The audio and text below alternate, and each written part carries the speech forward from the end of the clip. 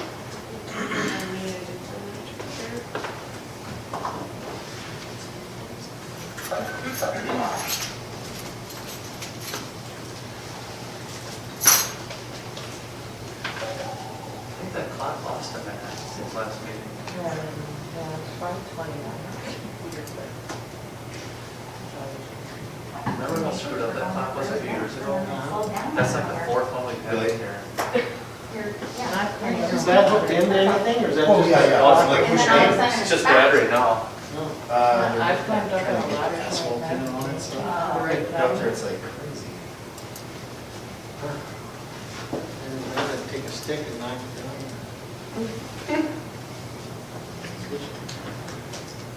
pay $5 if you can, yeah, I won't mark it down. I'll even buy a new car. Can you hear the pennies going on the eBay? Since you shut the lights off? Yeah. I love that sound. Schneider's happy. We should all be happy.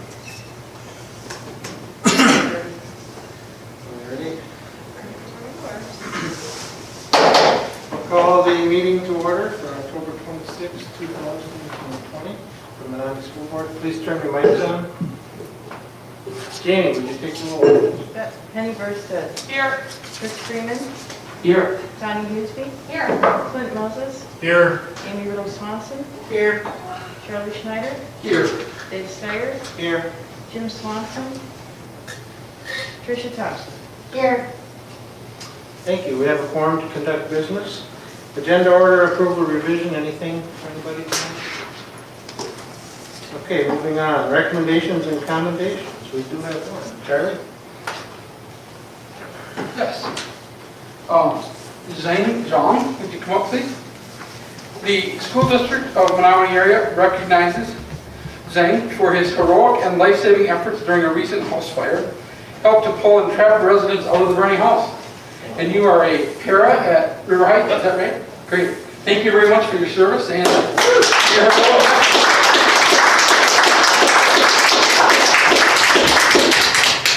Thank you very much.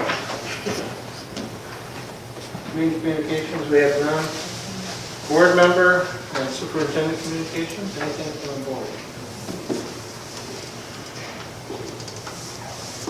Very quiet. Dr. Sadowski.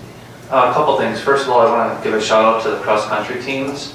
I don't know if you saw, but both the girls and the boys won their sectional, and the program is just doing amazing things. So congratulations to all the students, all the coaches. The commitment to be a cross-country runner is just amazing. So hats off to all those folks. Also, periodically I report on when we have candidates for office or sitting office holders visit our school district. Last week, Troy Gunderson stopped by. Troy is a candidate for state superintendent. He's a retired superintendent from West Salem, and he actually grew up in the Colfax area. So he has a vested interest in Menomonie, and just very interesting to hear his take on some of the things. There's a whole slew of candidates for that election, so it's before the nomination papers or have even been circulated or anything like that. But I did put out a tweet on my personal Twitter account, and it's nice to see when people have interest in our school district. The cross-country teams, that's the first time ever, right? We've won both. I believe so, yeah. I've seen numerous footage clips of teams running in the snow in shorts and a t-shirt. Kudos to them. Okay, we'll move on to the action agenda. Item. Just do it verbally, that's fine. She's having a computer problem, so just do roll call There's a votes. lot of computer issues today. Something's going on. It's not just here. No. Okay, item 2A, action agenda. Approve adoption of a 2020-2021 budget. Is there a motion to approve? So moved. Kenny, second? Clint? Discussion. Dave, I'd just like to point out that the budgeting process really goes through an entire year. I think all the board members are aware of that. In fact, as soon as this is done, Leah will start putting together the budget projections for next year. But I appreciate the work of Leah and her entire team. Obviously, it takes a lot of effort to collect all the information from the state, all the local information. But it's not just up here at ASC that goes into developing the budget. The principals, the teachers, all the directors are super involved. It's a very collaborative process that starts, like I said, a year in the making. The board approves the preliminary budget in the summer. Then there's the annual meeting in August. And then once all the figures come in from the state, the board sets the budget and the tax levy in October. So that's where we're at tonight. Does anybody have any questions? Amy. I'm just wondering, I just saw that it looks like we've been affected quite a bit by the 140 students that have chosen to not enroll or homeschool. How is that affecting the budget? It definitely has an impact because our revenue limit is impacted by our enrollment. And I think you're seeing that across the state with the pandemic. Student enrollments are down. So it's going to be a little interesting to see how it impacts us moving forward in terms of state aid. But most items are on a 3-year rolling average, so there is a bit of a cushion.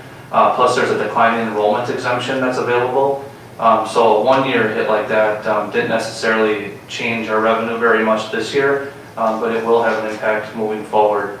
Leah, is there anything else you'd like to add on that? No, you're correct. Thank you. It is a 3-year rolling average, so as long as we don't continue to have that decline, we will. And I know at the state level, there's been no legislation prepared or anything like that, but in looking at next year's biennial budget, my understanding is that there's already some discussions about, possibly some one-time adjustments based on issues like this. Okay, because when I looked at it, it looked like it was 900 and something, almost $1 million. Because I would figure it's about $7,000 per student. I'm not sure exactly what the going rate is per student these days. But then I noticed that we are getting some kind of money back due to maybe a 3-year average or something. But yeah, so thank you, I appreciate your, Thanks for the question, Amy. Anything else? Any other questions on the budget? Okay. Jamie, then you'll be doing by voice, right? Roll call. Penny Burstead, Yes. Chris Freeman, Yes. Tanya Husby, Yes. Clint Moses, Yes. Amy Riddle Swanson, yes. Charlie Schneider, Yes. Dave Steyer, Yes. Tricia Thompson. Yes. Motion carries 8-0. Approve certification of 2020-2021 tax levy. Do I have a motion to approve? So, Charlie, second? Second. Clint? Discussion. So just to point out to the board, the total levy is $17,722,147. The resulting mill rate will be $8.48, which is down from last year's rate of $8.52. Are there any questions? Can you remember a time when our mill rate was this low? No, in fact, Leah was talking about that. You went all the way back into the 80s and you couldn't find anything? Nothing lower than what it is today, at 8.48. I know there's other things that come into play. The valuation went up in the district and that too. But it is nice to see the mill rate. I remember when I first got on board, it was over 10, so it's dropped quite a bit. Any other questions on the tax levy? I do think it's important to note, Dave, that even though the mill rate's going down, it's not like the district is choosing not to levy for the maximum revenue limit in terms of revenue. So, in some cases, you could look at that mill rate going down and think, well, geez, why is the school board not at least keeping the mill rate the same, especially knowing that we have all these COVID expenses.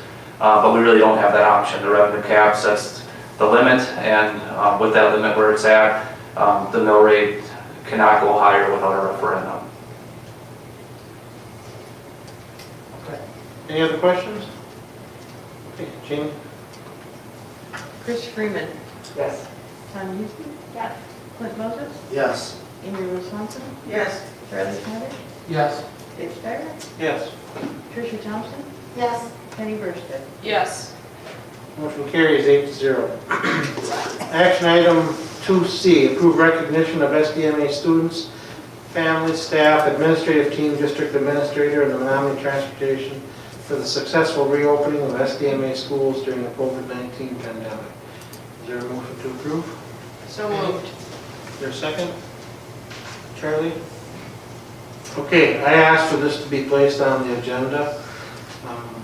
We'd had, since school year started, we've had communications on both sides, some in favor of the way things are going, some maybe not quite as happy on the board as with how things are going. And so I spoke to Bob Butler a little bit about it and how to proceed and what the best way as a board was to flesh this out and discuss it. And Bob felt this was the best line of action to do that. So I guess for myself personally, I'm extremely happy with what the staff has done, and the administrative team, the teachers, everybody in the community. I think that we know this is day to day. We could come up tomorrow or in 2 days and have a ton of cases break out and things change, but I talk to parents every single day that are so happy the kids are in school, that they're allowed to teach. So many of them had issues with their student at home trying to learn virtually. Some do very well that way, but a lot of kids don't. And so people are very appreciative of the fact that we're at least attempting to do it.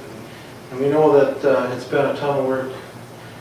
Everything that people in the district have done, what the teachers have had to do, and extra cleaning from the janitorial staff, and the new bus route, or added bus on the routes and stuff like that. So that's my reasoning behind it. I don't know if anybody else has any comments. I just like to echo what you said. I think that all of the staff, from Dr. Zadowski to everyone at every building, has done a great job, and the bus folks as well. Without all of those people working hard, we couldn't have done it. And I think it's a testament to what's going on. And like you said, it might change tomorrow, but we have, almost a quarter of school in that our kids have been able to get. And I think that's a great thing. Thank you. Anybody else? Okay. Jamie? Tanya? Yes. Clint? Yes. Amy? Yes. Charlie? Yes. David? Yes. Tricia? Yes. Penny? Yes. Chris? Yes. Motion approves 8-0. It's approved 8-0. Thank you. Item 2D, action to approve the addition of winter sports and activities into the SDMA reopening plan. Is there a motion to approve?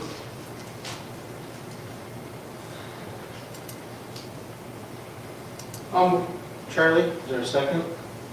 Clint? Discussion. Dave, you can see in the background, and I know we shared this with the board the last meeting, the WIA has prepared considerations for the return to winter sports. I have reviewed it. I've talked to KT Gallagher about it, and similar to the fall sports, the health department is not recommending competition in higher risk sports.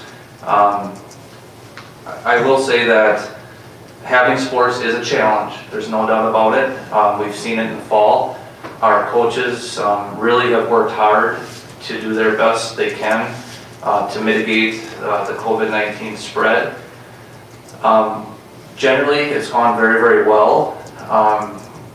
But I would say that having sports does increase the risk of having the COVID-19, especially in the exclusion area. Because you have more close contacts, if there is a case, there's going to be more kids excluded than there are in the classroom. At the same time, I linked a study in there, and that just came out last week. Actually, I think that's in my COVID-19 report, that the University of Wisconsin has been studying school district data since the start of the school year, and they haven't found any correlation with participation in sports with increased cases of COVID-19. And I think we've probably seen a similar aspect in our school district. We know that there have been some cases, but we haven't necessarily seen a wide-scale spread amongst teams who have followed the mitigation strategies. Now, it is a difference in culture, and we ran into some issues with kids doing things that they had done previously, and if they do those kinds of things, like sharing a water bottle or something like that, or getting together after a game and having a gathering, those are risky behaviors, and that can lead to the spread of COVID-19. But if the mitigation measures are followed, we've had other situations where students have been excluded because the regulations for school are strict. The regulations and guidance for WIA activities is even stricter. So there are more exclusions, and I'm happy to report that in those exclusions, we have not seen the spread of COVID-19 when the mitigation strategies are followed. One concern I have with the winter mitigation is that it really is heavily based on cohorting. When you think about wrestling, there's going to be a ton of contact in wrestling. So the way you mitigate that is that you cohort in small groups so that if there is a case and if there is any spread, you would stop that spread within that cohort and not to the entire team and not into the school. Basketball could be similar. It is a lot of work for the coaches. It is a lot of work for the administration. It's a lot of work for the families and the kids. At the same time, I've had the opportunity to watch our children participate. I've had the opportunity to talk to many of them. I've had more kids ask me about this school board meeting than any other school board meeting in my career because they so badly want the opportunity to have these activities. I am very concerned what our kids will do if we don't provide structured activities for them. You know, if we compared having sports to all the kids being at home safely, then it's a tougher decision, I think. But the fact of the matter is, if we don't have structured activities, most of our kids will participate in some activity that probably is less structured and probably less safe. You know, if you look at basketball, for instance, there are so many club teams, so many AAU teams and things like that. If they don't play for Menomonie, many of our kids will go play somewhere else. So I do have great trust in our coaches. I have great trust in our athletic director. I did ask him, and that was one of my questions. I know I shared that with the board. You know, what have we learned from the fall? And he provided some suggestions on, you know, having better communication, having more frequent oversight, which were some very good general suggestions. I think the challenge is going to be to operationalize those suggestions, really put some strategic thinking into those, some measurables. And I think if we do that, we can offer the sports as safe as possible. And it isn't just sports, it's also the other activities. We have a number of activities that are already going, and I think those activities could continue to go in the winter with the board's approval. But I realize it's not an easy decision. I can see, just like I talked about with the fall sports, you know, from a business side, from a COVID-19 risk side, I definitely understand the concern. But then when I think about providing students opportunities, I think about the mental health of our kids, I think that's a whole other side, and trying to balance those two is very, very difficult, and I don't envy the position of being on the board and having to make the decision. Any questions for me at all? Just a comment. And on the wrestling side too, there's other things that are being done at the competition level, like reducing tournaments. You know, they're only doing dual meets and only one per week for the wrestling season, so it's quite a change for that. You know, it's not something that our school is directly doing, but in the competition schedule that they have, it's changed. And I know our son Brian, who's a freshman, came home this weekend. He signed up for forensics. He was pretty pumped up about that. You know, so you know, it's not just sports. There's a lot of other things too that kids partake in. So. Dave, I would like to point out too that the item being considered tonight is strictly the school sports and activities. When we start talking about the club sports and activities like hoops club, wrestling club, things like that, that really is going to have to be a whole different discussion.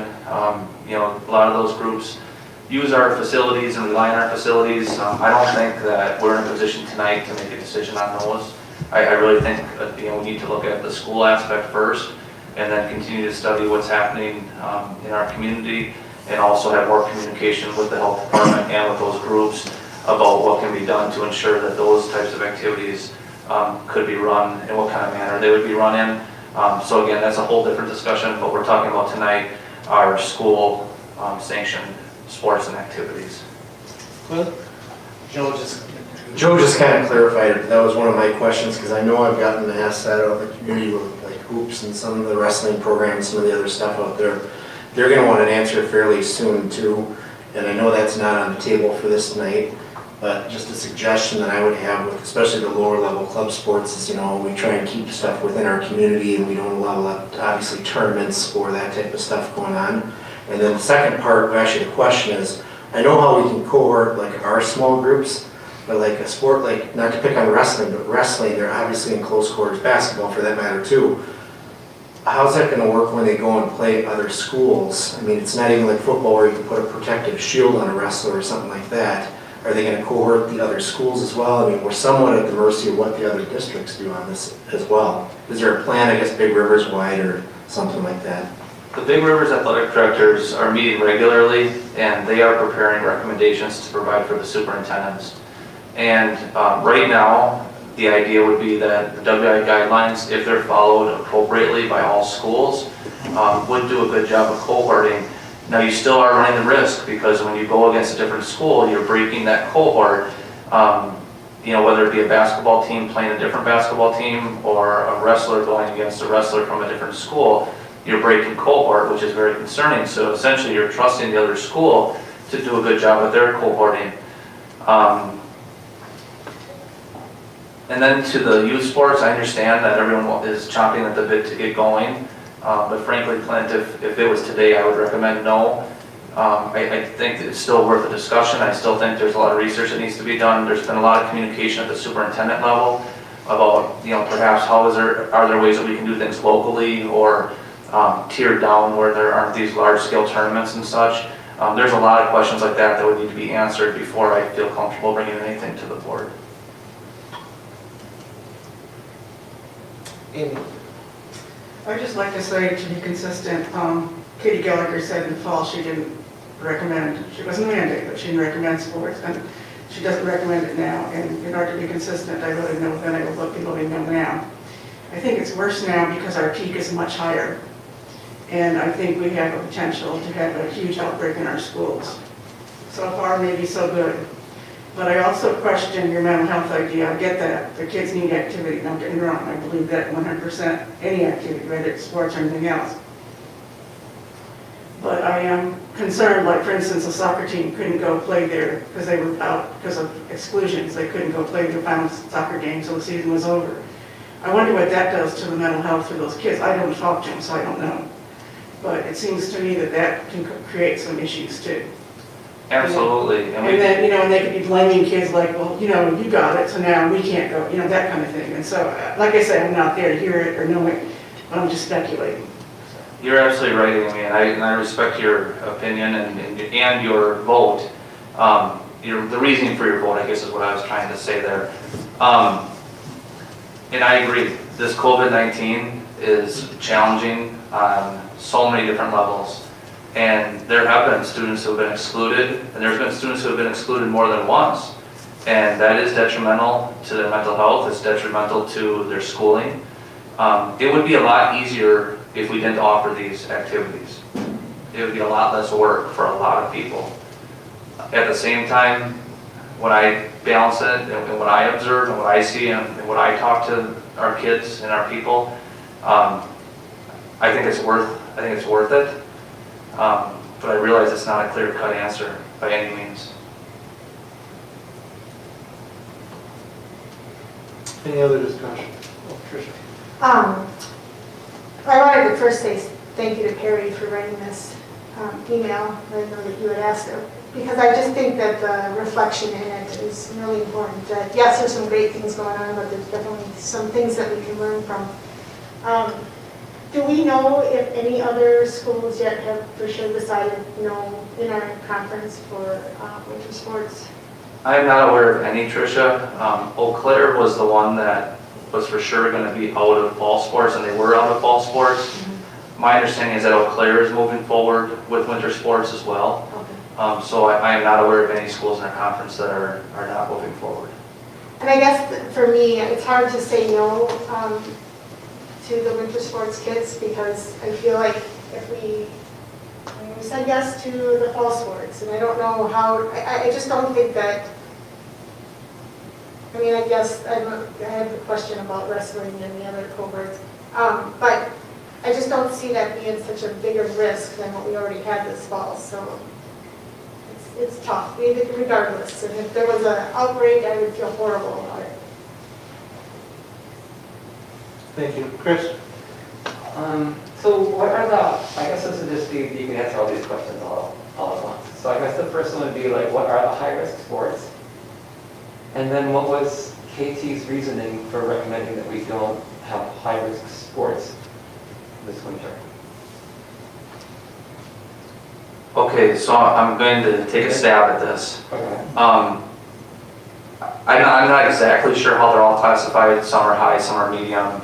I would say that wrestling would be the highest risk, and basketball would be high risk as well. Basketball Now, is actually moderate, sorry. I looked it up before because I was curious. thank you, too. basketball was Football, moderate. wrestling, dance, and competitive cheer is considered high, and then basketball and hockey are moderate. Okay, So, ice hockey's in there also. Hockey and basketball, what? Moderate. Moderate. moderate. So, thank you. Sorry. Wrestling is high, basketball and hockey is moderate, and the other ones, swimming, gymnastics, I know KT was not worried about gymnastics. Your second question was why was she concerned about it? Okay, so we're pretty sure that it's just wrestling, and then what was it, competitive cheer And dance. and dance. So those three were the only ones we're talking about for the recommendation that she's making. We think, but we're not positive about that, we're pretty sure. And then what was her reasoning for suggesting that we not pursue high-risk sports? Just because of the amount of contact and the potential spread. She's also concerned about the moderate. I know she's concerned about basketball as well. I think I wonder if there's different thresholds, because I think when I looked up, I saw that basketball was high risk. But that maybe it's different for different ways in which they categorize it for different groups. So that was KT, and that was her recommendation based on the surge in COVID that we had in Wisconsin and in Dunn County. I think it was based on COVID in general. You know, even in the fall before the surge, she had the same recommendation. Okay, so we're probably all in a far worse situation now than we ever imagined we were going to be with COVID in the state of Wisconsin when we first voted on sports. I think, what are we, number 4, number 3 worse than the country? In the state? No, in the country, like, just as far as like Wisconsin and then where Dunn County is. I'm just trying to get an assessment that it's a little bit different than the vote we had in the fall because we didn't know, and he was like, well, we don't know, it might be gone, you know, at the end of September or whatever, but clearly that's not the case. And clearly, we have the hospital beds that are filling up, and then the stress that's being put in the health system, that we would all have to reconsider sort of the way in which we're answering that question now versus the way we answered it in the fall. So I would ask that everyone put that into play. Like, just because we voted one way in the fall doesn't mean that this is the same situation, because it isn't. Now, we also have some other health advisors, Dr. Horvath, and then somebody else from Mayo. What did they weigh in on this one? Because I know they did in the fall. They said, oh, yeah, what did KT say about that? And I know when I talked to them later that they were surprised that another doctor suggested that we not follow KT's recommendations. So what were their recommendations versus in relationship to high-risk sports for the winter? I don't have a specific answer from Dr. Horvath for winter sports. I would assume that he would be supportive of KT's recommendation, again, from a COVID-19 standpoint. Okay, so then the question is now is whether or not we want to take KT's recommendation, knowing well that this is only a small portion of students that are participating in high-risk sports. So that would be how we want to think about it if we're going to vote on this. Does that make sense? And then we'd also want to think about this in terms of where we're at now versus where we were at the end of August. So putting those questions in there, and then I looked at the report from Wisconsin. I noticed that this study ended in October, and since October we've had a big change in the way in which that COVID's impacted the state. And I think that maybe we should put that into consideration too, that if the COVID report that was put up by the University of Wisconsin really looked at hospital sports up until the end of September, that a lot has changed since then. And so we might want to think that KT might know more about more recent health risks and more recent research based on what she's reading than a study that was based on evidence that was a month old. So I would think that when we're putting this together and weighing our decision, you know, it's not like we're making the same old decision. And this would be the second time we would be overruling the wisdom of KT, and we would assume that this would also be affirmed by their health specialists at Mayo. And that we are in a riskier situation now than we were in August. So I think those are all things that really we should be, you know, delving into or diving into a little bit when we're thinking about this. So is there a way that we could approve sports and make a motion that we would approve sports except for those three. We really should get KT's idea on what the high-risk sports are, though. Maybe we should have that fact before we understand what that recommendation even means. I think I already said it, but she was concerned with wrestling and basketball. Obviously the cheer and the dance that were high. She was not concerned as much about the gymnastics or the swimming. Hockey would also be a concerning sport. I don't have a list of all of them in front of me, so. Well, we figured we're talking basically about basketball and wrestling. And hockey. Sure, then they're sure about hockey too. Yeah. Okay.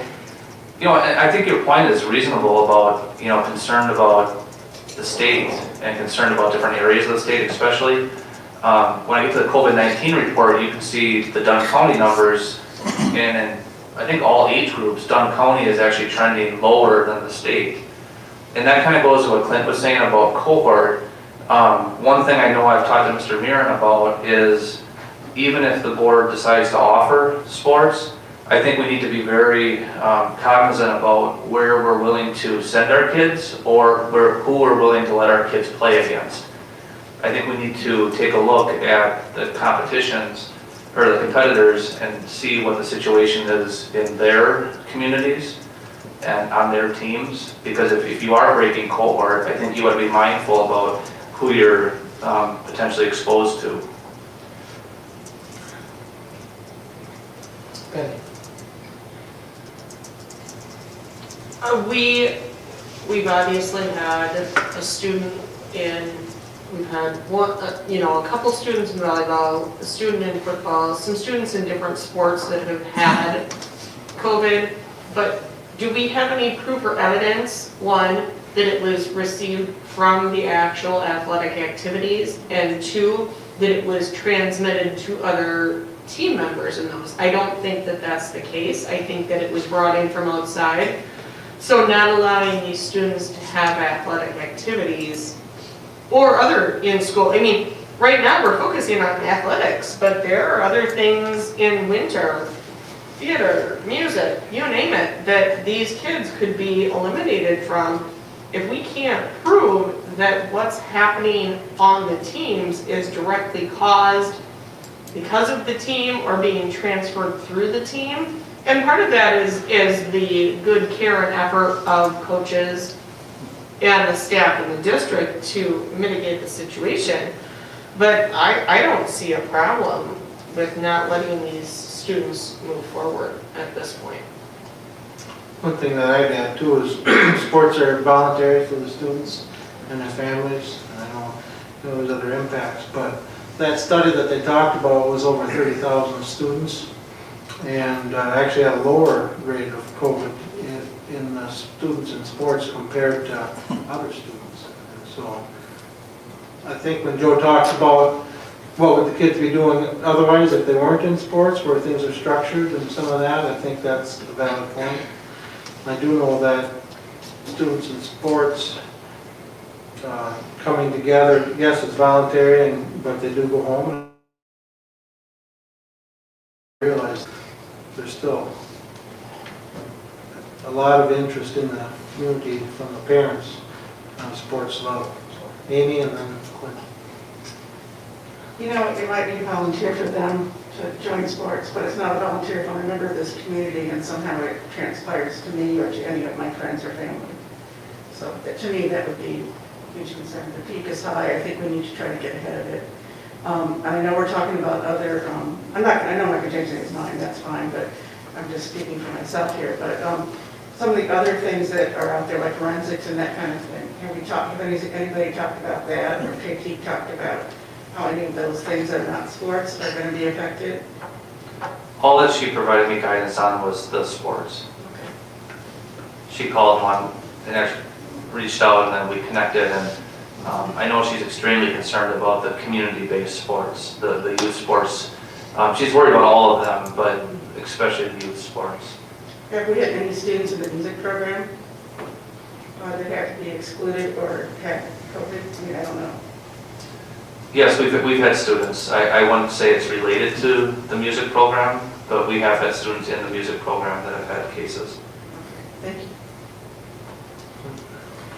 Just a couple comments, anecdotally. I mean, I've had a handful of people come through my office, or families, I should say, that have had COVID or tested positive. And in those cases, this is anecdotally in my practice, but the parents are bringing the COVID to the student. I have not had any cases come through that I know of, at least, and this is just a small sample of our community, where the students have brought COVID home to the parent. So what that tells me anyway, at least the assumption I make on that, is that our mitigation measures at the school, same goes with the university, have been very good, but then people are lax outside of the institution, outside of the structure. So it's just, like I said, it's just a small sample that I've seen.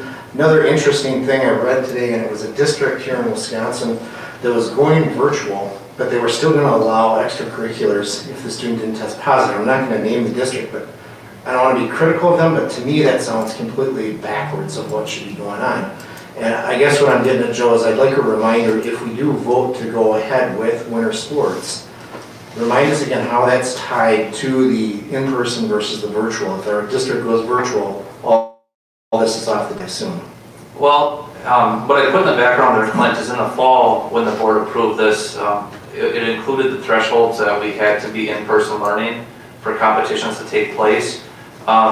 If the board approves what's in the background, that would not be part of the winter plan. And it could be, if that's what the board prefers.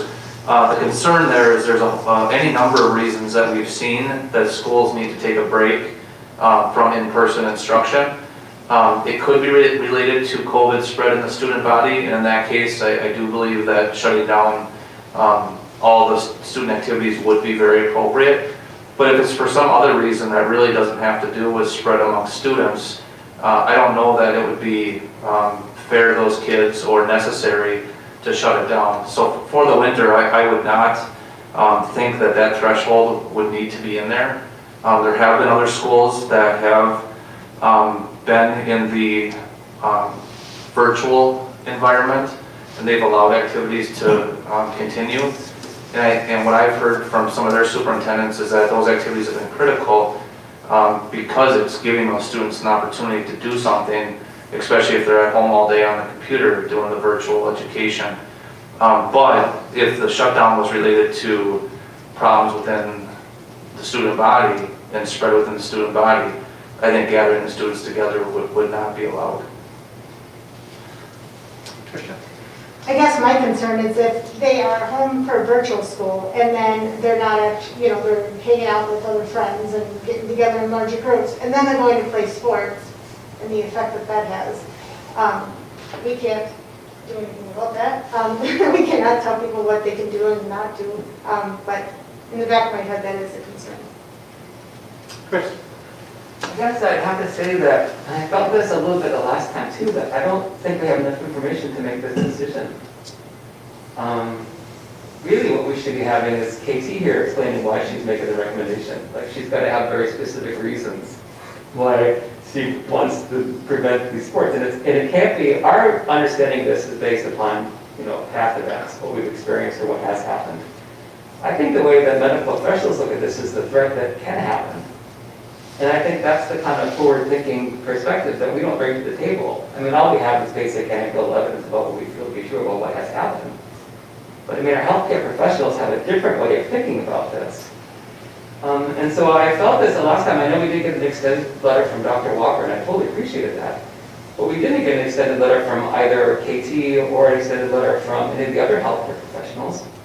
And I feel like we wouldn't be so easy to dismiss their opinion. And their logic and their reasoning while they're making these recommendations, if they were explaining it to us in terms, right, that would help us understand the situation better. So we don't really have a good understanding of exactly what sports it is that we're talking about. We don't have a really good understanding of why it's recommended that we don't participate in those sports. And we don't have a really good understanding of what the threat level is now for participating in those sports, given the spread of COVID in the state over the past couple months. So unless we think that we have got some information that allows us to make a reasonable, logical, rational decision that looks out for the welfare of our kids, I haven't heard it. But if that's the case, and we don't have the kind of information we need to make the best decision for the kids in our district, we should probably table this, ask for letters from our healthcare professionals and their reasoning why, and maybe ask them to come to present at our next board meeting, and then we vote on it. Because what we'd be asking to do to get us the type of information that we need would be putting this on hold for 2 weeks. And I personally would feel much better knowing that I was voting on this, having the right information, and having been educated by the people that we consult to give us the best opinion on how we handle the situation. Couple things that I would say, first of all, KT has a job with the health department to look at it from the health standpoint.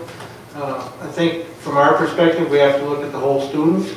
There's some things that she might not necessarily take into account that I think our board needs to. As far as a track record or information, you know, as Charlie said early on, we are about a fourth of the way into the school year. We've had a fall sports program, and have we had some bumps? Sure, but by and large, it's been successful. And we know that could change on a dime, but I think that we have a track record of coaches doing an extremely good job with mitigation efforts within their teams, and you know, taking that forward. We've learned some things, and hopefully we can make it work even better for winter sports. Charlie? I guess, Chris, if you hand up my question would be, what do you think what would we get that we don't already have? If KT were standing in front of us right now, what would she tell us that she hasn't already told us? I guess I question if she would probably, you know, say the same things that she said in the fall, that I don't recommend it, and I don't know that she has that she would be able to share with us a whole lot more than that. Beyond that, we don't live in Milwaukee, we don't live in the Fox Valley. The numbers here are very, very different than in other parts of the state. The burden rate here amongst the kids who are playing sports is half of what it was when football started. So to say we're at a peak and it's getting higher, here in our community, that is not true. That is not currently true. Now again, things can change, there's no question about that, but that is currently not true. So I don't think that we need to make a different decision based on that, and we don't know. One of the things that I disagreed with many people is when they say this is settled science. I don't believe that there's anything with this thing that's settled science at this point. We don't know, the health experts don't know. All we can do is look forward and we can weigh what we believe to be the best answer for our kids. There's this very bad thing out there, and then there's this very bad thing out there. Do we let them do one? You know, do we not let them play sports?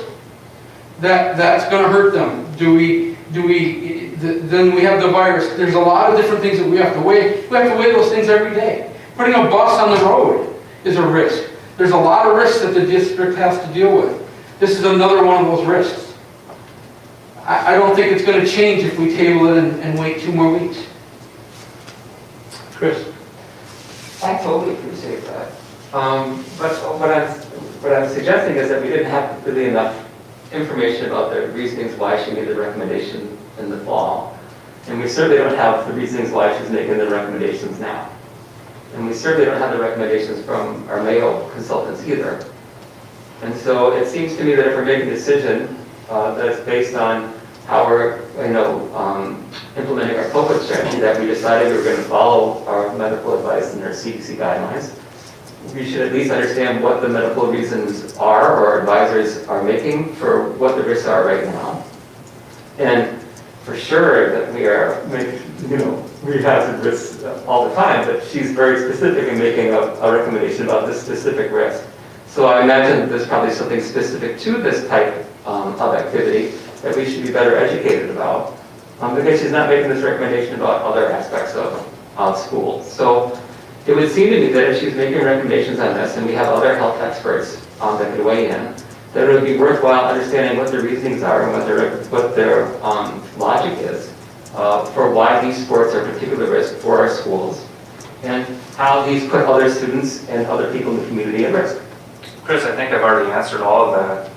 In the sports and in the activities, it is more difficult to maintain distancing. There's often physical contact, and there's also often more than 15 minutes.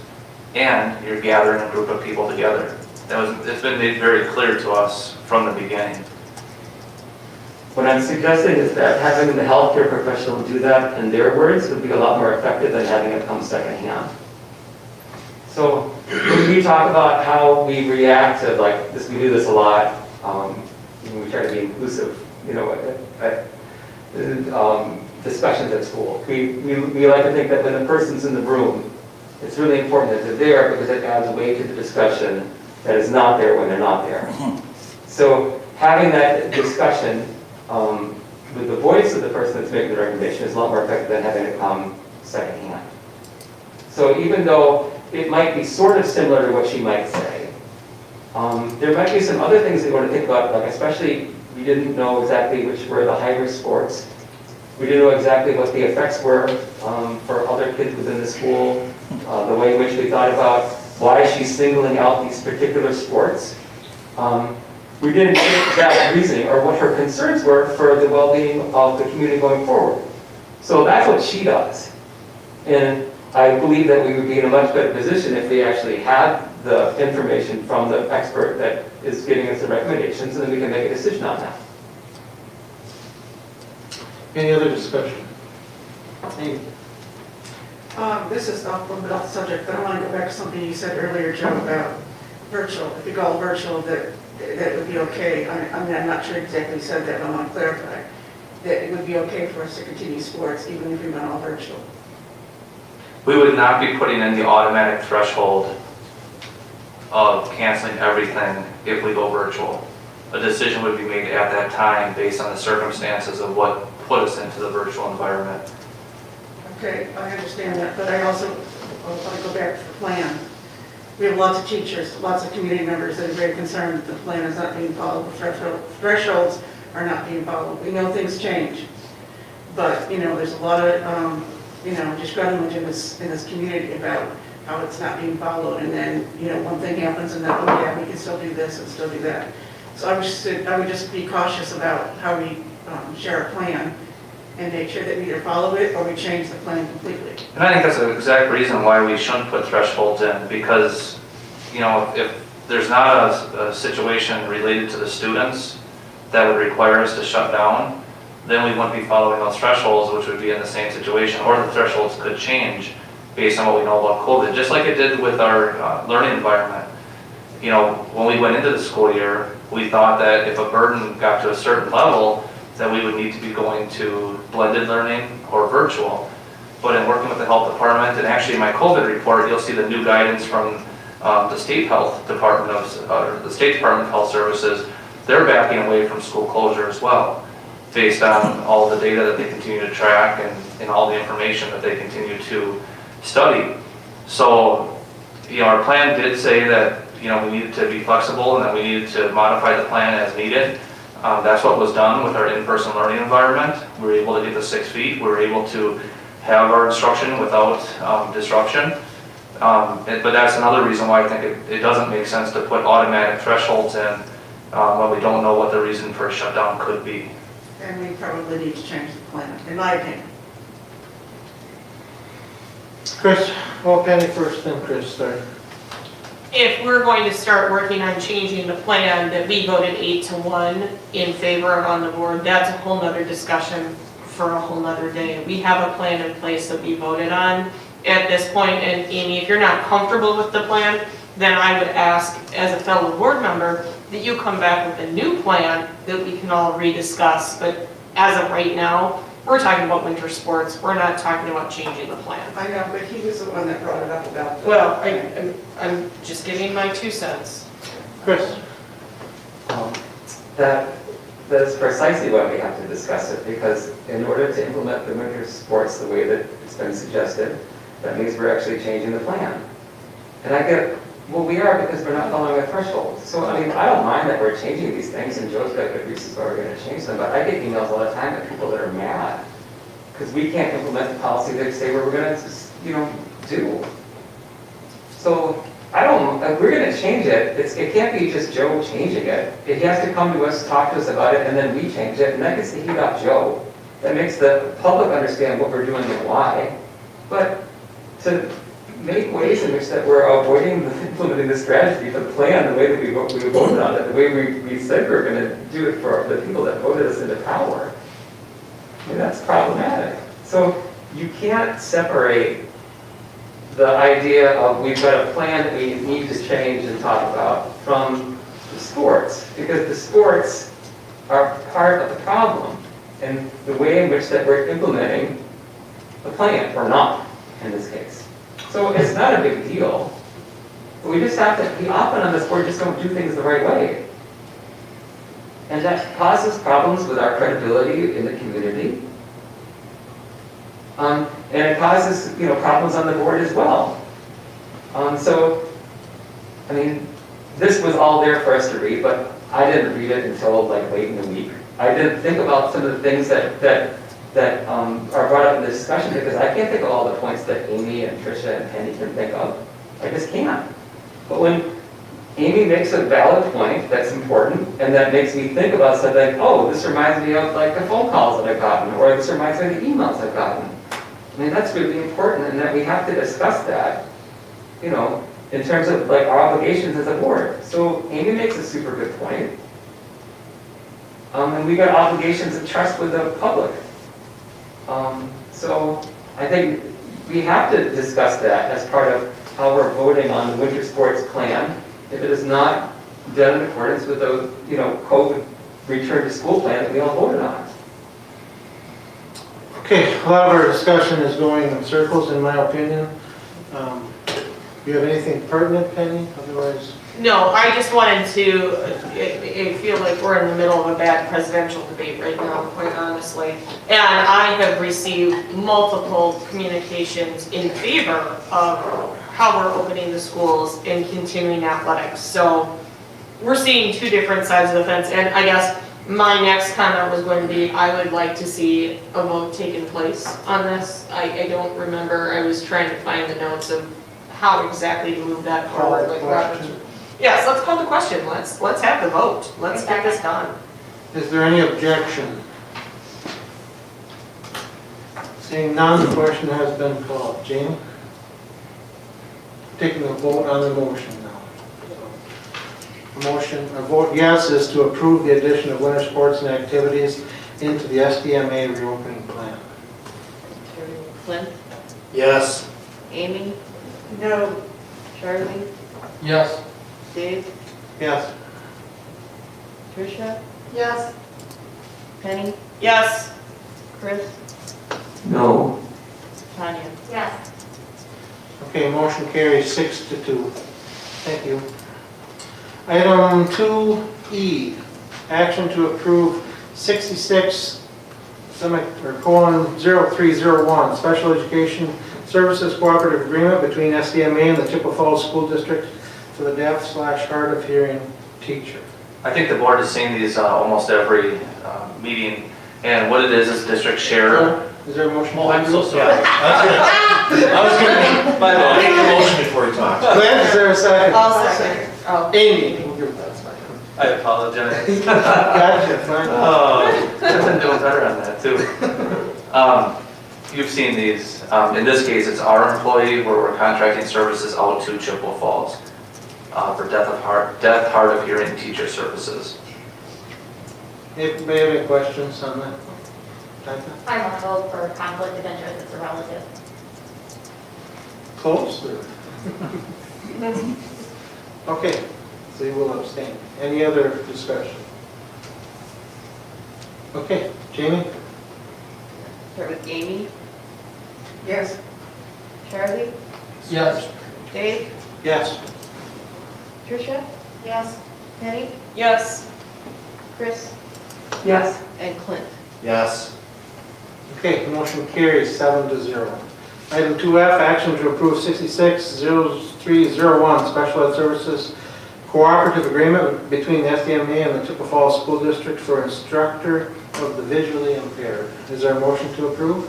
Amy, second? Second. Chris? Same explanation.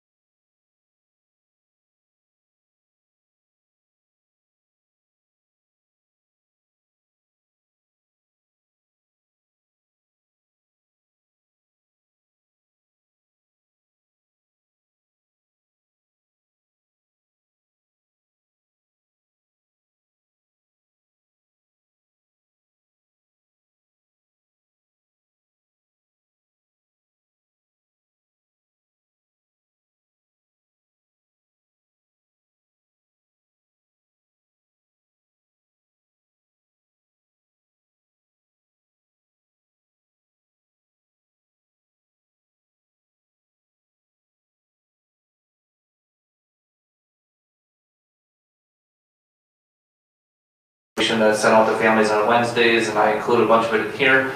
But the chart there on the recent data for the state, it is, I agree with Chris, it's very concerning to see the surge in cases across the country and in our state.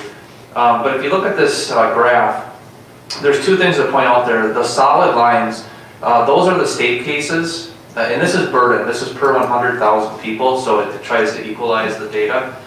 So the solid lines are the different age groups for the state, and then the dashed lines, those are Dunn County. So you can see at the beginning of October that two age groups in particular, the 10 to 19 and the 20 to 29, you can see that Dunn County was extremely high. It was much above the state average, and you would anticipate that. Not every county in the state has a higher ed place like we do and such like that. So our population changed a lot in September, we all know that, and then we saw that real spike in cases in those two age groups. Since that time, the dashed lines, the Dunn County lines, those have really come down, and you know, you could try to think about the different reasons for that, and there's a lot of ideas of why they are coming down, but regardless, it's great news. And you can see that those dashed lines actually in Dunn County is trending well below the state for every single demographic.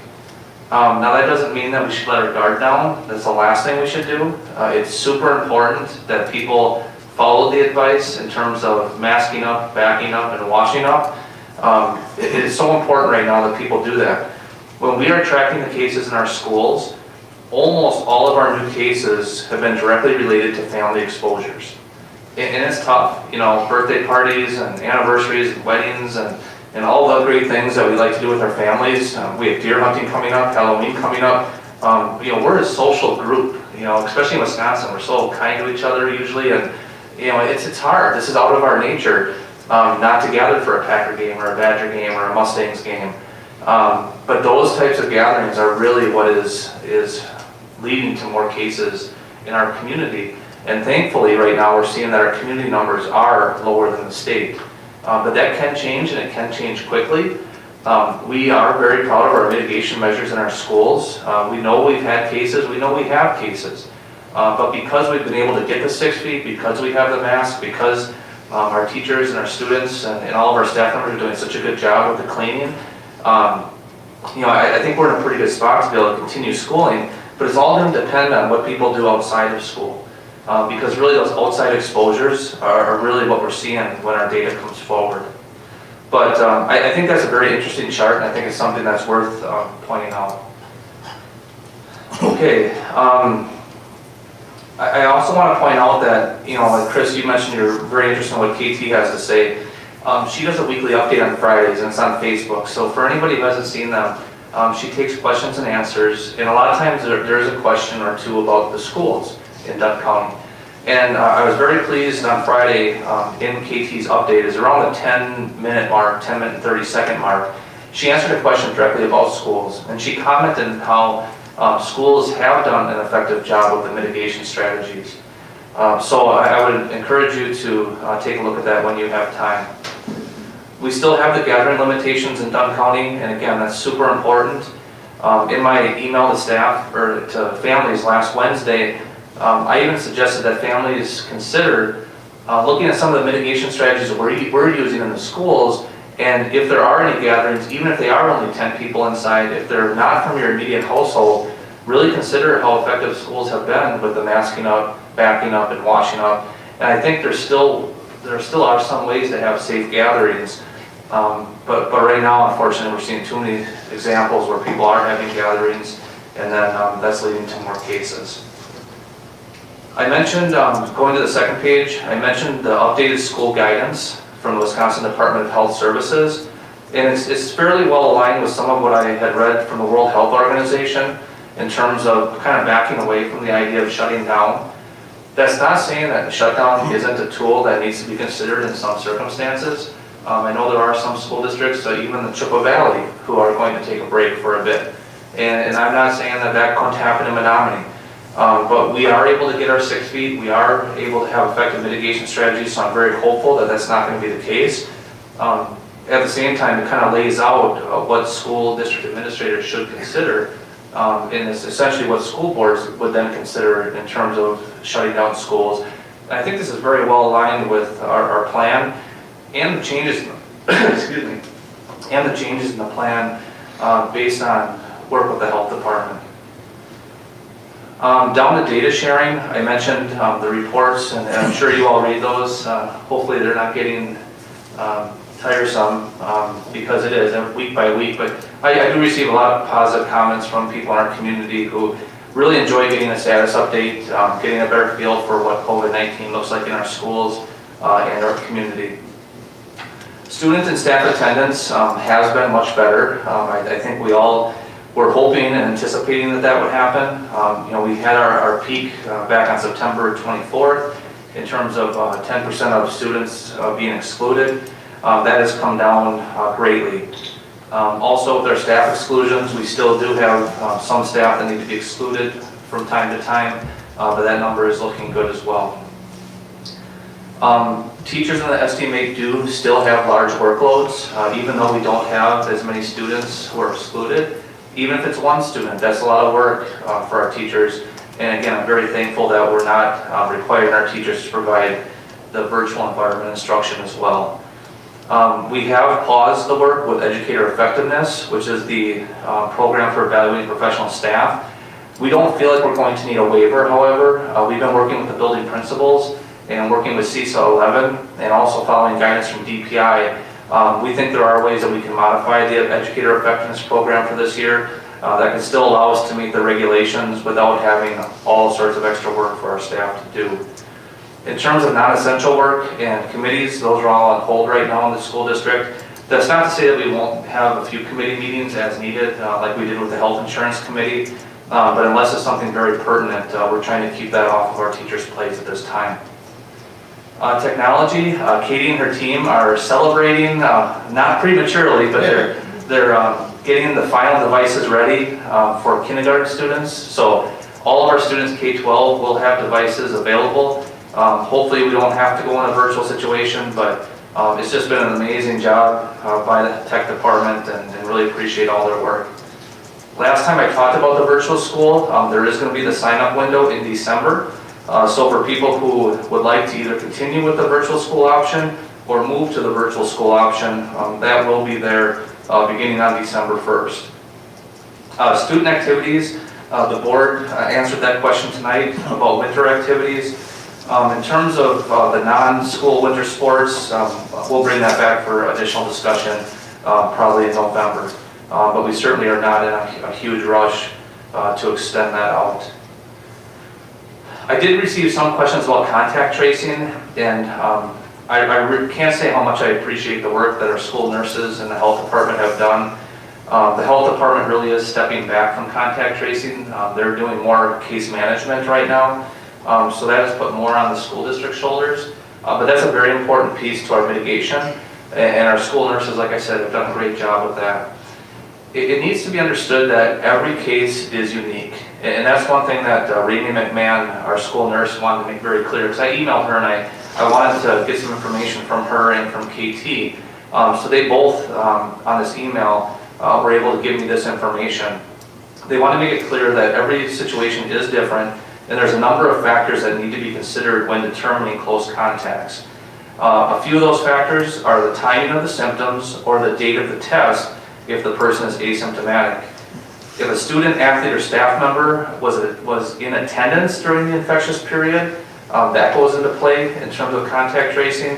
And then the activities and interactions that they had involved during that time period. There is a checklist there that Ramey shared with me for the board if you want to take a look at the checklist that they go through when they do have a case. And even though the school district does like to err on the side of caution, there have been some situations where we've excluded like an entire team or an entire classroom for a given amount of time. We do that on the front end to try to be safe and to err on the side of caution. And then when the tracing is completed, there's been some situations where we've been able to allow people to come back in. And that's one thing that KT made clear to me is that if it's still in investigation mode, I think she's going to change her notice so it doesn't appear that someone is in quarantine and then released from quarantine. There are situations where people were asking them or excluding them for a time period until the tracing is complete. And we just had a recent situation where actually a lot of video was able to be watched. We do watch video in school sometimes, but like the one I'm talking about was a sporting event. By going, I think it took 2.5 hours to go through the entire video. It was able to identify where the close contacts were, and then some people that were going to be excluded were allowed to come back. Mr. Marin has done a good job working with the students. And kind of to Amy's point about the mental health, I do think, sometimes students, talk about, what they need to do to try to continue with their activities.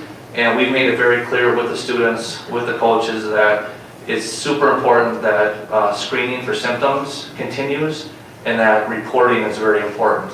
There was a situation where some students were communicating and word came to the school that they were communicating about not reporting symptoms, and right away Mr. Marin did a great job meeting with those kids and reinforcing the importance of timely reporting. So that's pretty much for my report. Are there any questions tonight? Chris? Yeah, I would just like to go back to we don't have to go back to anything, but when you mentioned the graph that you put together to look at the burden levels in the state, I mean, relative to other parts of the state, which are a complete disaster nationally, it looks like we're doing really well, and we are compared to one of the worst states in the country. But compared to other states that are doing a better job of mitigating the spread of COVID-19, we don't look so rosy. So sometimes thinking about what those graphs look like can be a little bit misleading in terms of understanding, like, oh, okay, this is actually showing something that it really isn't. So we just maybe want to be aware of how we kind of put that graphic information out there, because it might be a little misleading and make people have the false understanding that we're in a safe zone for the disease. But I appreciated your thorough report again, as always. Thank you. And I just am so happy with the degree to which you're able to wield information in an effective and clear manner. I don't do so well. So nice. Well, thanks for the compliment, Chris. I appreciate that. Tricia? You kind of alluded to some of the reasons why, how students are excluded and, different groups of students and how the contact tracing goes. But I've been hearing a lot of chatter about the concerns that the volleyball team was required to be excluded for the full 10 to 14 days and that the football team wasn't. And I just wanted to give you the opportunity to explain, additionally how that was determined. I appreciate that, Tricia. I want to be careful not to divulge any private information, but we did have a case early on, actually a couple cases early on with one team, and through the contact tracing process, it's very comprehensive. Certainly you talk to the people who are, received a positive test result, and that's really the first line, is to talk to them about, who they believe their close contacts are. But then in a sport, you also talk to the coaches, the head coach, any other coaches who may have been in practice. Depending on what the interviews say, you talk to the teammates or other people who have observed activities. And if you can make a clear determination of who those close contacts are, then you can safely identify them, and some people would be excluded and some people would not. There are some cases, however, where, if you're in a certain practice, and again, it depends on when the case comes through and when the infectious period is. You know, if you have a full-scale contact practice during the infectious period, more than likely the entire team is going to need to be quarantined because it's almost impossible for the coach or for the player to remember who did I possibly bump into or who did I, you know, sit next to for more than 15 minutes or something like that. So in those cases, you could have a situation where an entire classroom or an entire team would be quarantined. You could have other situations where the infectious period may have been at a time when a practice may have been no contact. It could have been a socially distanced practice, or it could have been a cohorted practice where you know that only one cohort could have had close contact. And then, like I mentioned before, you can also review video. Now, not all practices and games are on video, but some are, and sometimes that video can be helpful. And some of it goes to the nature of the activity too. Some activities are more prone to close contact, and some are not. You know, a football example, you know, if a student is on the sideline for most of the game, you know, really it would be who would they be standing next to at that point, and then if they got on the field, who would they have been on the field with? So that's where some video analysis can help identify who the close contacts are.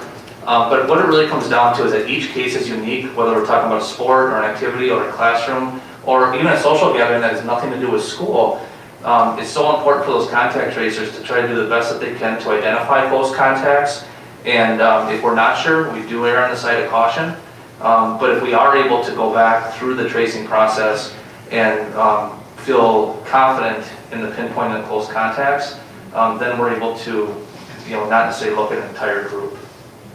But I appreciate the question and the opportunity to speak to that. Any other questions, Joe? Okay, thank you, Joe. Our next item, 3B, Act Rac185 Report. So I appreciate Brian and the other administrators who spent time putting this together. This really is a housekeeping item. Based on new law, we need to submit a report based on our response to COVID-19. And it's all put together and will be submitted to the state. And I guess unless there's any other questions, it's really just an informational item. Anybody have anything? Thanks for your work on that, Brian. It looked like a lot of work. Okay, 3C, Virtual Education Report. This is informational as well. You certainly can read the report. Katie is here if there is questions. And I don't want to steal Katie's thunder, but in the interest of time, really to summarize, we've had a virtual program in our school district for years. This year, because of the pandemic, it got extended down into the elementary school. We have seen some challenges with learners who, you know, the virtual instruction or the online programming isn't the best fit. In a typical school year, they probably wouldn't be in that situation. But we also have seen people who have done very, very well with it. Katie, is there anything that you wanted to point out specifically for the board?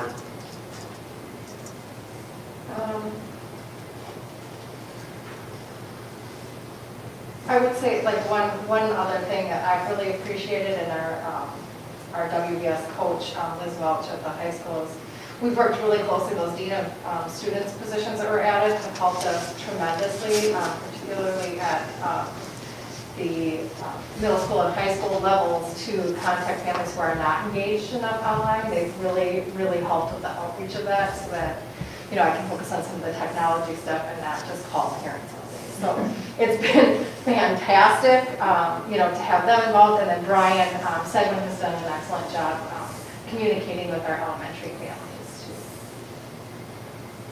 Thanks, Katie. Tricia? Do we know how many families have requested hotspots?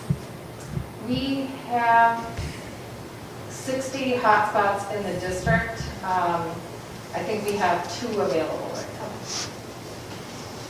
Are those mostly out for students, or do staff use them as well? Just students, typically.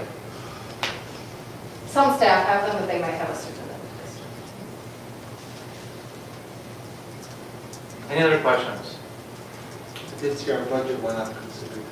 Our budget has gone up considerably, yes. But, you know, and that's something that I think needs to be repeated, that This board committed early on to doing whatever it takes to support the reopening plan and to support options for our families. And not every district can say that. So again, kudos to the board for being so supportive.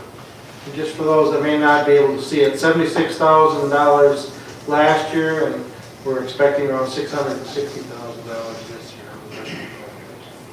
But I think it also needs to be noted that we had 62 students last year and 235 this year. So the numbers do balance themselves. Any other questions or comments? Okay, discussion item 3D, Student Achievement Report. Yes, I wonder, Leah, if you wouldn't mind switching places with Brian. I encourage both of you to sanitize your hands when you're finished. So I appreciate the work that Brian did in putting this together. I know the board had some questions last summer, and at that time we said it would be appropriate to discuss it more when we got to student achievement. So Brian, I think I'll just turn it over to you, and maybe you can summarize and then take some questions. All right, sounds good. Thank you, Joe. So yes, in response to the request to pull some information on overall student achievement and look at some of our demographic groups, at the time it was in relation to our minority students within our district. So what we did was we took a look back period depending on grade level of either 4 or 5 years and started with our state assessments. And it should be noted as communicated in previous reports, over that period of time, the state of Wisconsin has shown an overall downward trend or trajectory in the area of English language arts and somewhat in the area of math as well. However, that one has been more stable. Our achievement in the district has mirrored that during that time frame. A review of that historical achievement data, as well as our attendance data, has shown that our proficiency areas for ELA and for math for our non-white students in grade levels of 3-8 has actually, that achievement gap has closed at the 3-8 level. At the high school level, that's not exactly the same case. And then when we take a look at our other main demographics that we look at, the areas of students with disabilities, English language learners, and then taking a look at our economically disadvantaged students. We do see that those are areas that we tend to have more persistent gaps. In some of those areas, we do expect a gap in that area, such as our students with disabilities. So when we expect a gap, then what we tend to do is take a look and see, does the trajectory or the trend line mirror that of the non-identified students? So again, taking a look at that historical data, we've been watching this for several years and have actually identified several things that we have been doing in response to that. So again, one of the other questions that came out of some conversation is, are students able to achieve if they're not in school? So we also pulled the attendance data, and we've noticed a couple of things. Over the last 3 years, we have seen our overall attendance rates improve, which is a positive thing because students are here more frequently.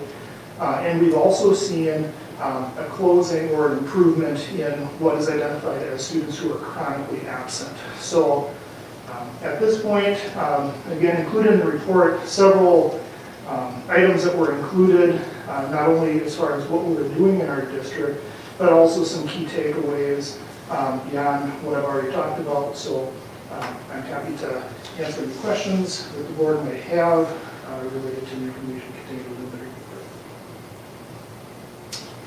Questions?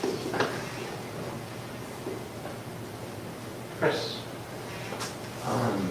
So it's always sort of much more dramatic to see the graph. So I think we're all probably moved that there's a problem that is in our schools. And when you talk about, reducing the achievement gap, sometimes that happens because actually our top performing tier is actually getting lower as well. So those aren't super engaging science. But one thing that I thought was interesting, we've discussed this for a while too, a lot of those gaps are really tied to socioeconomic factors. And when we look at those socioeconomic factors really seem to be the mitigating factor in terms of understanding a massive achievement gap that happens in our community, especially in Dunn County, which is one of the poorest counties in the state. And I think our poverty level in Menomonie is at 24-25% according to the city data. So I guess what that would suggest was that there is something we would have to do for targeting those kids and understanding a little better about how we get achievement out of kids that are in that, tragic poverty trap. And I don't think anyone has a good answer for what that looks like, but there are some models for how you do target kids in that group, but they usually come from high urban areas.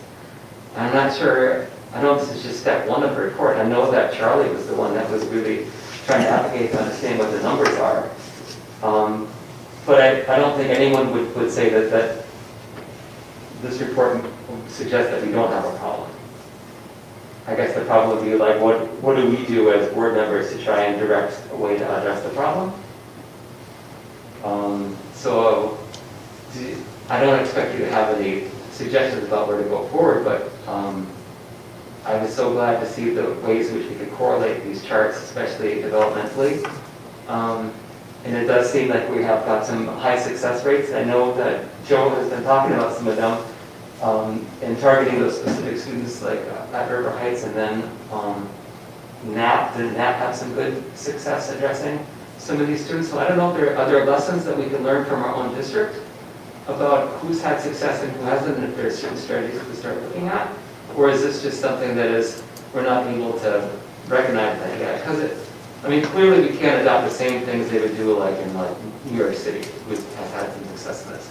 So do you have any reads on what's going on internal within the district that's had more success than others in dealing with this population? Brian, do you mind if I just comment? So, first of all, I want to be careful classifying our district as having problems. Certainly there's areas where we could continue to improve, but I think this report came out of concerns that students, non-white students, were having a disproportionate amount of problems. And if you look at the data, that's actually a positive to see some of these gaps shrinking. However, there's always more that we can do, and I think we've taken some very good and aggressive steps, especially with our curriculum and with our instruction. What we've done with interventions and academic support, I think is working, and I think we're starting to see that in the data. I think getting the kids to school is a huge piece of this that Brian mentioned in terms of the absentee rates. But again, there's always more we can do, and there's more that Brian and his team will continue to work on. But I actually see a lot of very good things out of this report as well. Brian, is there anything you wanted to point out? I guess I would start out by saying one of the things that we look at traditionally when we have students who are performing at a lower level than what we would hope to see is then to take a look at growth from year to year. And with the data that we have in front of us, this is on a straight proficiency level. So one of the things that our state has done a nice job over the years on doing is transitioning our school report cards to include a growth measure. And when you take a look at a student population that is made up of more students from poverty, they put more weight on the growth that occurs from one year to another. And some of our schools have fallen into that category. So that is one thing that we have seen some success with. The other piece that the board did over the last couple of years was approve some of our additional staffing in the area of intervention, but then also in the area of special education based on caseload factoring in some of those areas that we've seen some of those gaps. So we do take a look at where we have seen success within our district and try to identify if there are things that we can take away from that. The other piece is as we look at professional development, if you take a look at some of the items that we've done over the years, what our focuses have been on professional development is trying to identify what are some of those pieces that are going to help provide supports for our struggling students from the different subgroups that we're not seeing the achievement out of. And it takes a long time to close those gaps. And again, this is something that we've been looking at for a number of years. The other piece too is to be mindful of the number of students that we have within a subgroup. Anytime we have less than 20 students, now our lower socioeconomic group is a large group, so it's not one of the small groups. But when we start taking a look at a subgroup that's smaller than 20, a little bit of a change within individual student performance will really swing some of that data. So when we've looked at our schools such as Knapp and Downsville over the years, we have some years where those two schools appear to perform very well, and some years where they don't perform quite so well, and we have some pretty small subgroups. So it really does start to take a look at what are the supports or what are the approaches for individual students. And that is really what our intervention programming is based on, or what are the individual needs that students have. And sometimes those can vary greatly. So we may have something that has an impact on a small number of students, which is a huge impact for those students, that doesn't show up on a large scale across our district. And that is one area where we have seen some improvement, where we have seen some gains, is with our lowest performing subgroups. So now we're at a point now where we start to shift more to what I would consider more of our core academic approach, and that's some of the curriculum resources that Joe was talking about as well. Yeah, and Chris, I really appreciated that you mentioned about being cautious of using large-scale or urban policies or strategies in a situation that might not be similar. And that's one thing that's, has caused frustration for me over the years, is I see states adopting what some classify as urban policies across the entire state, when there may be good justification for that in certain settings. But to think about, Wisconsin or other states as an entire urban setting, really I think could be problematic and frustrating. But just one example, 7 years ago, I couldn't believe how different the curriculum was, even within our own district at the different elementary schools.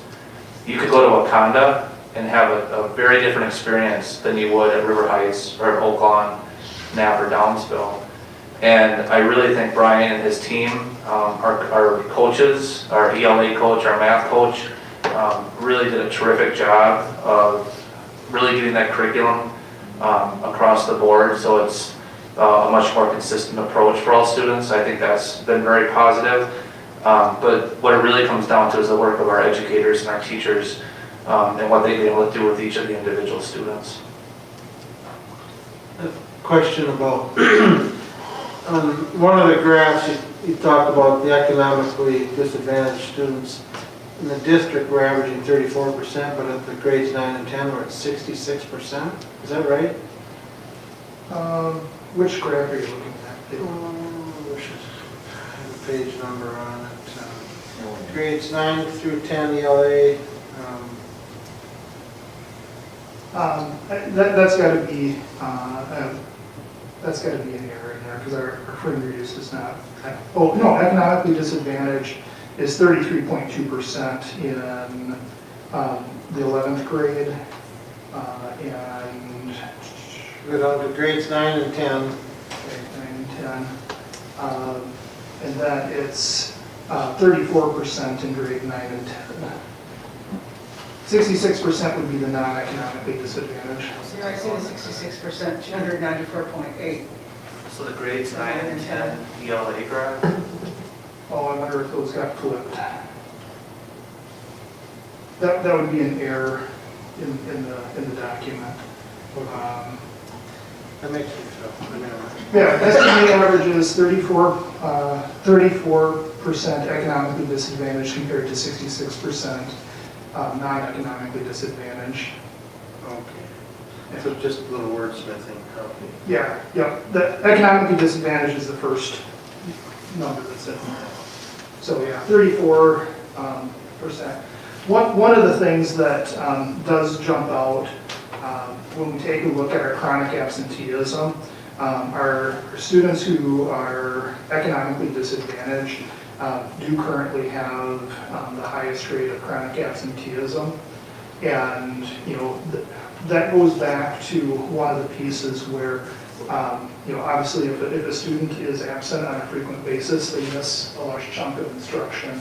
And it does present a challenge in not only access to core academic instruction, but also if we're trying to close a gap from a remediation standpoint too. So those two pieces really do go hand in hand. So, you know, from my standpoint, it's not a surprise that we see a greater gap in achievement with that group as well. Amy? I'd just like to bring up Maslow. Most of you that are education people have been through school and you know about Maslow's hierarchy of needs.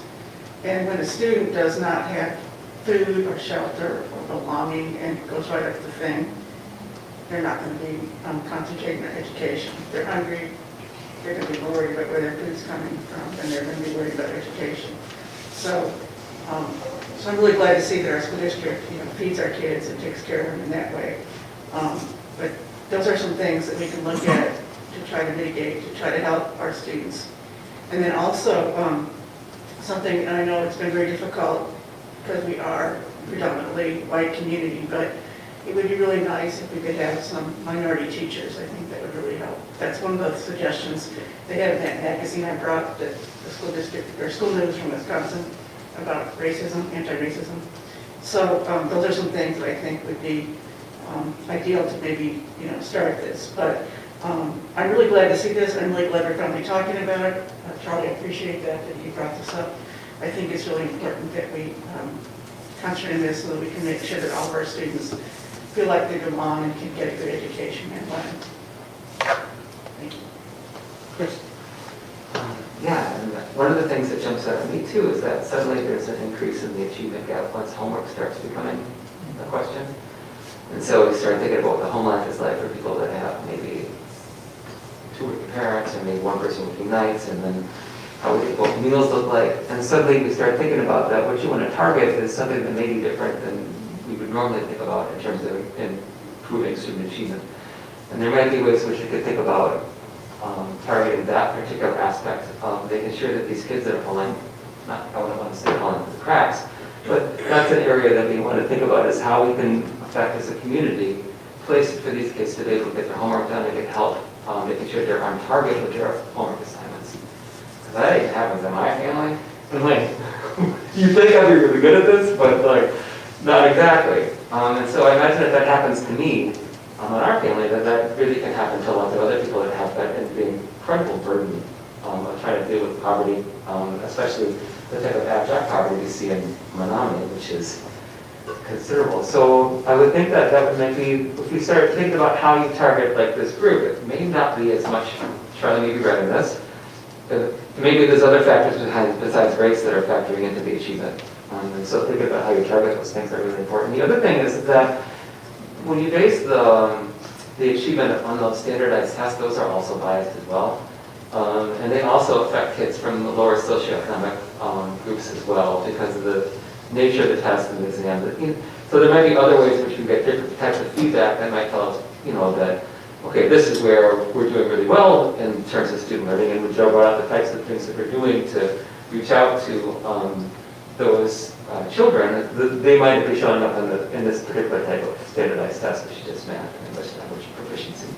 So, I don't know, just some things to think about, but we really should be starting maybe a more, I know we've all been waiting for this, right? To get at this aspect of what the job is supposed to be doing, so thanks for putting this together. Is there any? Go ahead. Well, I'd just like to say that, you know, I think the board has done a really good job with this. And even though it might not be called out in everything we do, I mean, just a couple of recent examples that came to the top of my head. First of all, the one-to-one Empowered Learning Initiative. The fact that all students in grades 6 through 12 have a Chromebook that they can take home, and in many cases a hotspot, we are providing the world to the students' fingertips. And I really think that as we continue, this program is still relatively new. I think as we move forward, you're gonna see that alone have a significant impact on the achievement gap. Because if you think about what it was like before that, there were a certain number of students that had their own devices, that had access to the internet, and there were other students that did not. And yes, it definitely impacts the classroom, but think of all the other areas in their lives too that are impacted by having that access. And the board was very instrumental in doing that a few years ago. Another thing, even just recently with our reopening plan, and I know that, there's been tons of discussion about it, but the fact that the board prioritized having in-person instruction available, and providing choice along with that, think of the opportunities that students in Menomonie are getting because we've been able to hire extra teachers, because we've been able to utilize other spaces and provide that 5-day-a-week learning environment. There are so many students that if we were fully virtual right now, think what their learning would be compared to what it is. So even though not every discussion may be called out in that manner, equity is a huge piece to what we consider and what we do in our schools. I'm just curious, Brian, if there's any data on the students that have study time in school to work on their homework, or if there's any data on how those students achieve versus students that don't. Yeah, I would have to say at this point, that'd be more anecdotal at this point, but with the high school having a study hall in their schedule this year where in prior years, that was not necessarily part of every student's schedule. All staff historically have tried to build in some aspect of study time, but do we have a way to quantify that right now? Interesting to see how this year does. I think the block schedule might show some achievement too. I just know it was great for my stepdaughters and other students. I think that's great because even though it's a long time and whatever, I think they also have time to do their homework and get the help they need while they're in that classroom for the many minutes. So you might see, I don't know, I hope that you might see some achievement. To the question about the study hall piece, we have heard anecdotally how it's been very productive at the high school. But prior to that, the win time, and I know Tonya and her team had a lot of influence on providing the win time across the board at the lower grade levels. And then for a number of years, we've had ELT, extended learning time at the high school. One frustration with ELT is I think it turned more into a homeroom situation than an actual learning time for some kids. Some kids were very productive during ELT, but I think that's an area where we can continue to improve as well. For my son, he's reading more books as a freshman. He's read in quite a while, so it's been helpful for him that way. How does he like the block schedule? He likes it. He's disappointed because he has shop right now with Mr. Sterry, and he wishes he had that all year long because that's right up his alley. So that might taint it a little bit, but yeah. Okay, thank you everybody. Appreciate it. Okay, moving on. Item 3E, review MHS course offerings timeline for 2021-2022. And again, this is a regular item the board reviews. It's a very similar timeline to what we've used in the past number of years. I will say that even though we have this timeline and we've been able to hit all the deadlines in the timeline in previous years, there is a lot unknown about COVID. And until we have a better idea of what next year might look like, it is possible this timeline could shift around a little bit. If we do need to make changes, we'll bring it forward and make sure the board is aware of it. But at this point, this is what we're anticipating in terms of planning for 2021, 2022. Any questions? Okay, next item, review extracurricular staff contract requests. That's there for information. Any questions? Okay, last item, items related to next meeting dates, board committees, and reports. Next school board meeting is November 9th. Anybody have anything else? Okay, motion to adjourn would be in order. Charlie, second Chris. All those in favor signify by saying aye.